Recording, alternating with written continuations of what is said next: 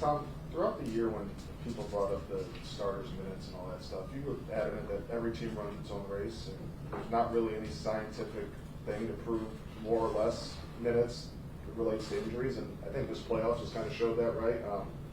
You guys, Minnesota and Denver, all played your starters a lot. You guys were one of the final 5 teams standing. Cleveland proudly didn't, and they were kind of battered at the end. Is there any vindication from you in just knowing your team and sticking to your beliefs and seeing it kind of play out the way it has? No, like everybody's different. You do what you think gives your team its best chance to win, and I always say you do run your own race. And so, what does your experience teach you? Like the players that you've had, the people you've been around, the coaches that you've been with, the sports science people that you've talked to, the doctors that you've talked to, right? And all that factors into it. With Indiana, is there any similarity to Boston, the way they 5 guys who can shoot and the depth they play with? Is it similar at all to what you've just faced? It's different. Every team is a little bit different, but there are some similarities. The uniqueness of their ability to push the ball and then having multiple point guards and skilled bigs. I think it's sort of the way of the NBA today, and so I think you have to be adept at guarding offenses that are built like that. Is their depth one of the things that presents a challenge for you guys? Well, I think it's more. You look at that's one of their strengths. I think their offense, their defense. You still their core players are going to play a good amount of time, and so we have to understand that. And we have to understand the guys that are coming in, what they do well. We have to know them well.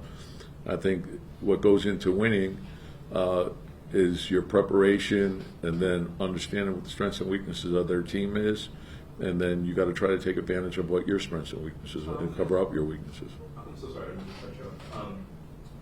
Is there something about them specifically that allows for them to be able to maintain their transition offense as well as they have in the playoffs? That so many people look at teams that are as fast-paced as they are and say that can't work in the postseason. Now, obviously, the second straight year may have to come this time. Well, I think you look at what the strengths of the team are, and I think you build your system around that. So they've done a good. Halliburton has certain strengths. I think if you overlook the type of player that Nembhard is, you're making a big mistake. And then so you build your system around that. I think that's what most NBA teams do is you figure out, okay, what are the strengths of the players that you have, and build your system around that.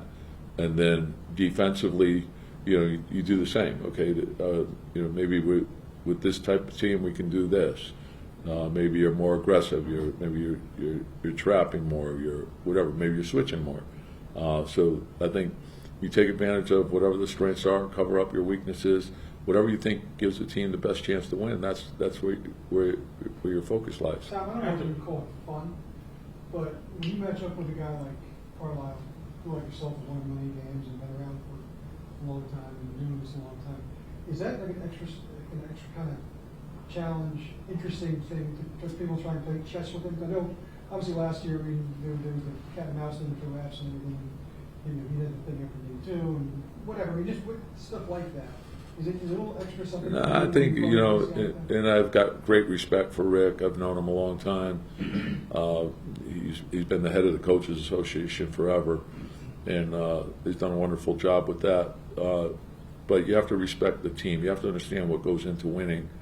I think if you lock into individual matchups and that sort of thing, and you get lost in what is really important, and you got to prepare for their team. I think it's important for everyone to understand that.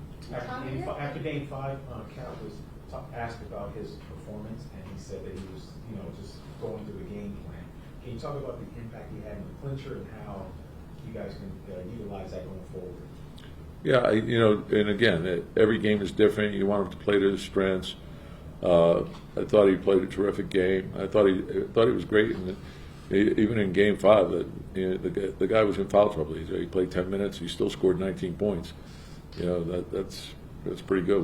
We didn't play well as a team, and then you bounce back the next game and play aggressively and play well. So that's the most important thing, is how do you contribute to winning? Don't get wrapped up in individual stuff. Just focus on the team and winning.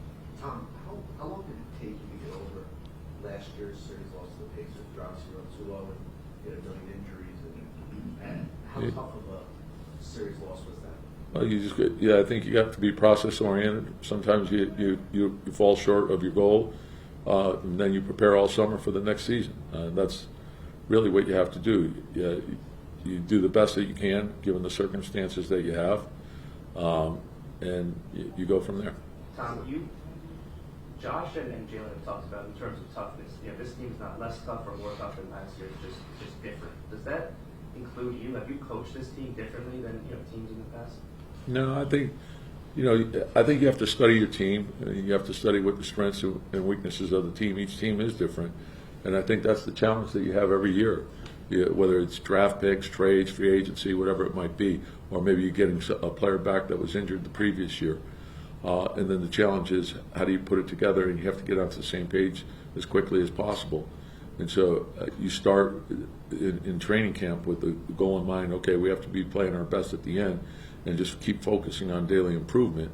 And so sometimes you do fall short, and then the next day you have to get up and you got to make sure that you're making your corrections and moving forward. You always want to be moving forward, and you never want to be satisfied with where you are, and you always have to have the belief that you can do something better. Tom, back in the back in the 90s, it was probably pretty clear at some point the Knicks were going to see the Pacers at some point in the playoffs. Did you think you were going to see this team this year? You never know how things unfold, and it's, oftentimes strange things happen in the playoffs. You may get an injury, a team gets hot.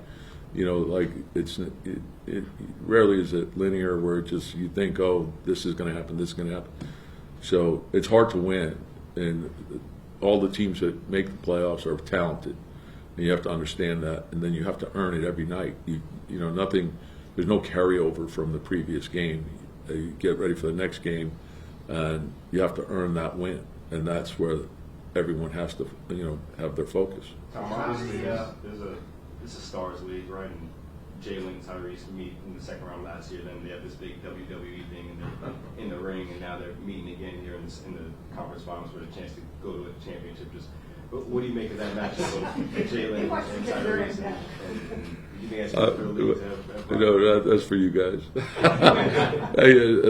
We have great respect for Indiana and Tyrese, and we understand what we have to do.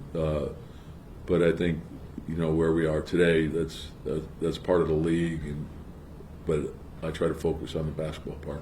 We'll do Barb and then Jalen. Thank you. Tom, can you just spell out the advantages, your philosophy of playing your core guys major minutes? Halliburton has played 34 minutes, and no one else has played that many, and all of your starters have played more than 34 minutes, average, more than 34 minutes. What are the obvious advantages of that? Just that they've seen every situation, conditioning, or just kind of spelled out that? Yeah, and like I said, so I can't speak for them. They have to do what they think is best for their team. I know I felt that was what was best for our team, and so I'm proud of what they did. I think you condition yourself for what you want your body to do, and I think our guys have prepared themselves well. Tom, if you look at the playoff numbers, you guys, in terms of opponent field goal percentage, opponent 3-point percentage, have improved from the regular season, also points per possession. So I'm just wondering, do you see the defenses having played better in the playoffs than the regular season? No, I thought that the whole second half of the season, was a lot better, and I thought it was steady improvement. And obviously getting Mitch back was a big factor in that, but I also think that you had a lot of new guys that were learning a new system, and it takes time, and it's and whatever is going to give you the best chance. I know the 3-point field goal percentage was high, but the three-point attempts was very low, so that told me we were covering the line pretty well. And so you try to look at all the aspects of it, what it's going to take to win. You obviously have to be strong on both sides of the ball, and that's what you're working towards each and every day.